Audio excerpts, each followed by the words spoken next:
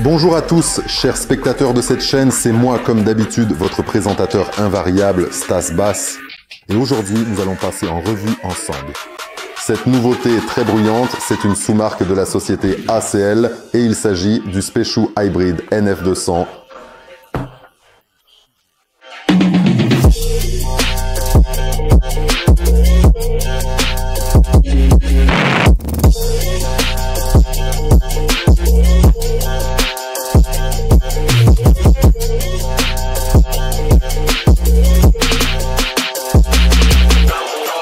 La gamme SPL Show est principalement destinée aux compétitions et à l'obtention de hautes performances pour tel ou tel produit. C'est précisément pour cette raison que toutes les solutions haut de gamme ont été utilisées dans ce haut-parleur de scène afin d'obtenir un son puissant et riche. Un son fort et en même temps de qualité grâce à un aimant assez puissant.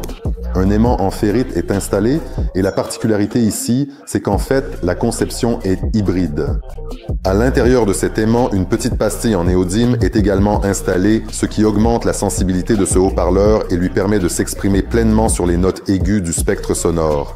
La suspension à 3 ondes et le cône suffisamment robuste permettent d'obtenir une excursion linéaire assez importante pour ce haut-parleur, ce qui, à son tour, l'aide à produire un punch puissant et riche tout en descendant assez bas dans les fréquences.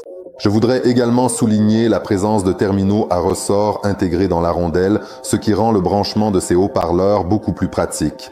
Vous n'avez pas besoin de bricoler des cosses ou des connecteurs. Il suffit d'insérer le fil dénudé dans le terminal à ressort. Vous profitez alors pleinement de l'écoute. C'est vraiment un objet lourd et j'ai toujours pensé que les bonnes choses devaient avoir un certain poids. Sur la boîte, nous avons toutes les spécifications complètes de ces haut-parleurs.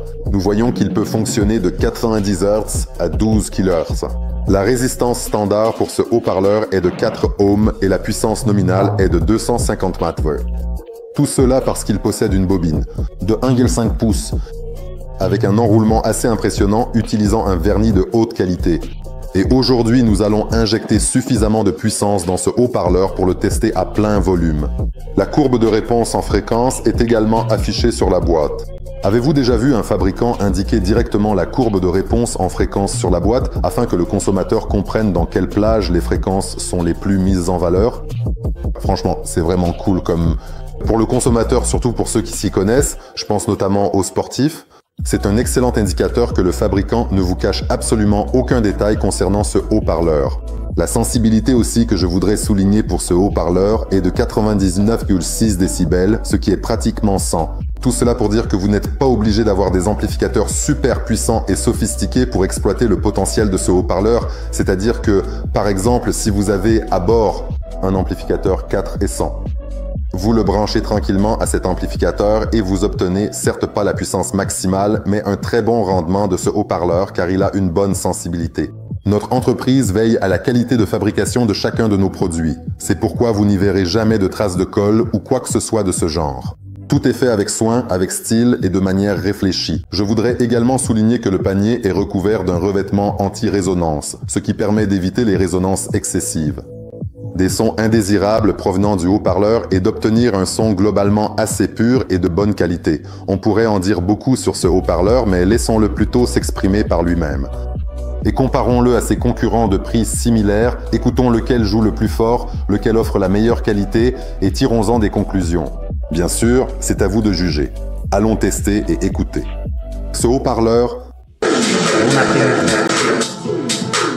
Bon après-midi.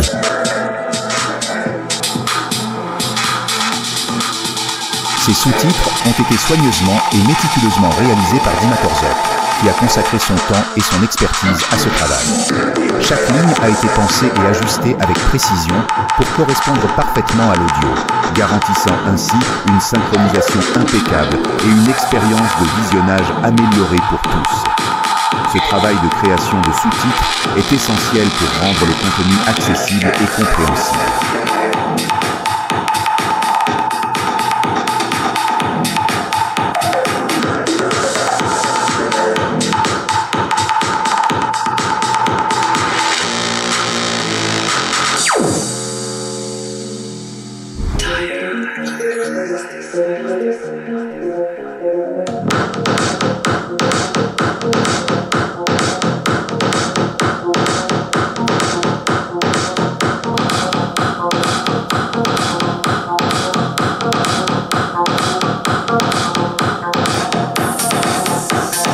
Ces sous-titres ont été soigneusement élaborés et préparés par Dimitar Zok, un contributeur dévoué, pour vous offrir une expérience de visionnage optimale et une compréhension claire du contenu.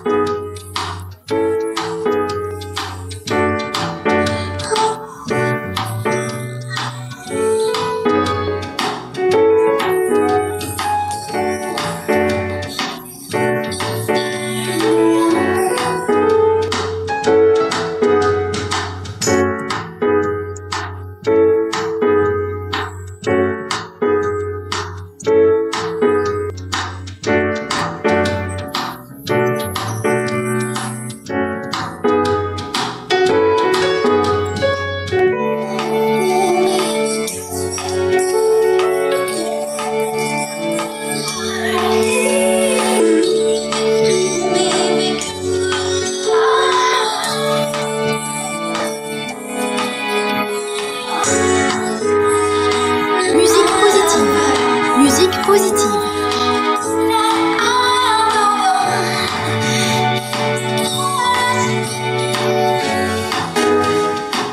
Elle a affirmé que j'étais complètement seule, sans personne à mes côtés.